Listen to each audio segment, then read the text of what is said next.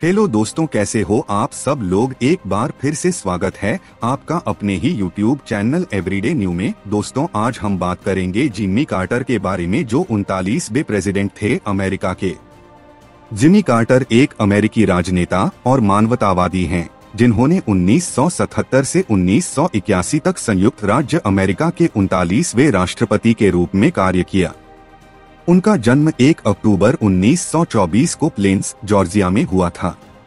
राजनीति में प्रवेश करने से पहले कार्टर ने अमेरिकी नौसेना में सेवा की और बाद में अपने गृह राज्य जॉर्जिया में एक सफल बिजनेसमैन बन गए।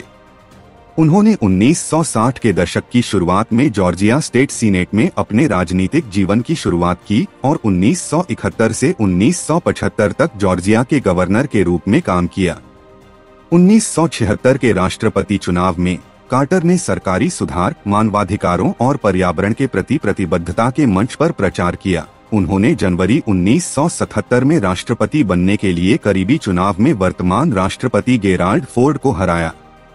राष्ट्रपति के रूप में कार्टर को कई चुनौतियों का सामना करना पड़ा, जिनमें high inflation and energy crisis and tensions with the Soviet union. उन्होंने एक ऐसी विदेश नीति अपनाई जिसमें मानवाधिकारों पर जोर दिया गया और इजरायल और इजिप्ट के बीच शांति समझौते के लिए ब्रोकर का काम किया। कार्यालय छोड़ने के बाद कार्टर अमेरिकी राजनीति और अंतर्राष्ट्रीय मामलों में एक प्रभावशाली व्यक्ति बने रहे। वह मानवीय कार्यों में सक्रिय रहे हैं, विशेष रूप से कार्टर सेंटर के माध्यम से, जिसकी स्थापना उन्होंने 1982 में दुनिया भर में शांति और मानवाधिकारों को बढ़ावा देने के लिए की थी।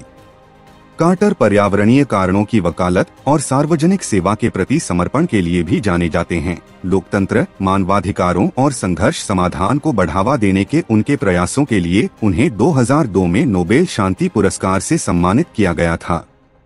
उनके जीवन और करियर को सार्वजनिक सेवा, मानवाधिकारों और मानवीय कार्यों के प्रति प्रतिबद्धता द्वारा चिह्नित किया गया है और संयुक्त राज्य अमेरिका और दुनिया भर में शांति और कूटनीति को बढ़ावा देने के उनके प्रयासों के लिए उन्हें व्यापक रूप से मान्यता दी गई है।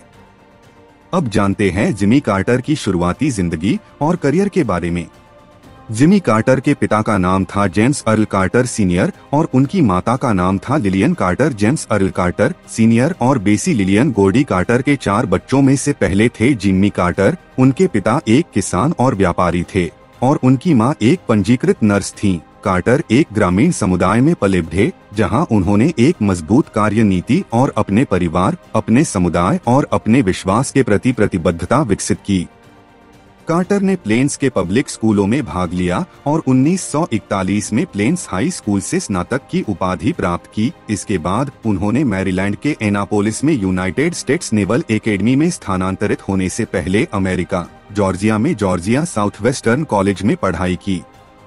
उन्होंने 1946 में इंजीनियरिंग में विज्ञान स्नातक की डिग्री के साथ नौसेना अकादमी से स्नातक की उपाधि प्राप्त की और फिर 7 वर्षों तक संयुक्त राज्य अमेरिका की नौसेना में सेवा की। नौसेना में अपने समय के दौरान कार्टर प्रशांत और भूमध्य सागर सहित दुनिया भर के विभिन्न स्थानों में तैनात थे। वह ओंटारियो, कनाडा में चाक नदी परमाणु प्रयोगशाला के निर्माण और परमाणु पनडुब्बी कार्यक्रम के विकास में भी शामिल थे।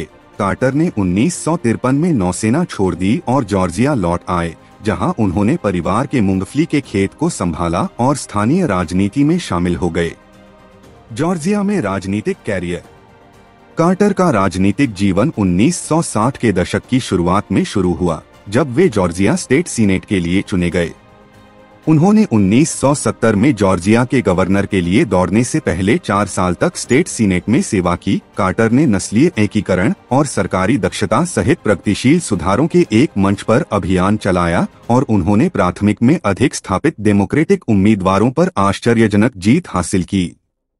गवर्नर के रूप में कार्टर ने राज्य नैतिकता आयोग और राज्य ऊर्जा नीति के निर्माण सहित कई सुधार किए। उन्होंने शैक्षिक अवसरों का विस्तार करने और ग्रामीण क्षेत्रों में आर्थिक विकास को बढ़ावा देने के लिए भी काम किया। जॉर्जिया में कार्टर की सफलता ने उन्हें डेमोक्रेटिक पार्टी में एक उभरता हुआ सितारा बना दिया और 1972 में संभावित राष्ट्रपति पद के उम्मीदवार के रूप में उनका उल्लेख किया गया।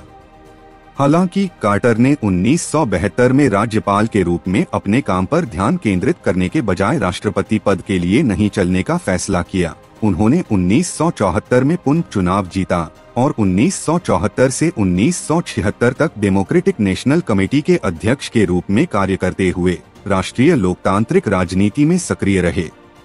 राष्ट्रपति अभियान और चुनाव।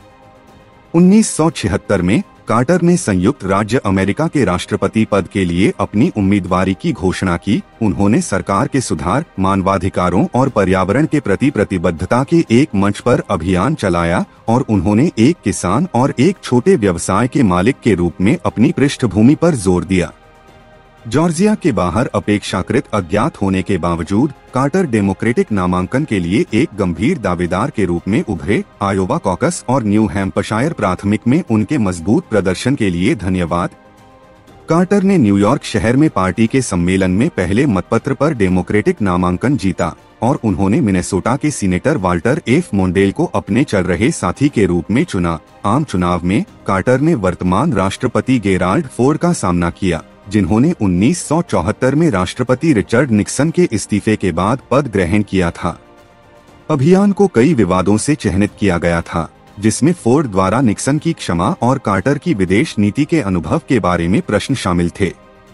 हालांकि कार्टर का परिवर्तन का संदेश और मुद्रास्फीति और ऊर्जा जैसे घरेलू मुद्दों पर उनका ध्यान मतदाताओं के साथ प्रतिध्वनित हुआ और उन्होंने आम चुनाव में एक संकीर्ण जीत हासिल की। तो दोस्तों, यह थी जिमी कार्टर के जीवन की कुछ बातें। दोस्तों, अगर वीडियो अच्छी लगी तो वीडियो लाइक करें और शेयर करें और ऐसे ही नॉलेज और इंटरेस्टिंग वीडियोस के देखने के लिए हमारे चैनल को सब्सक्राइब करें।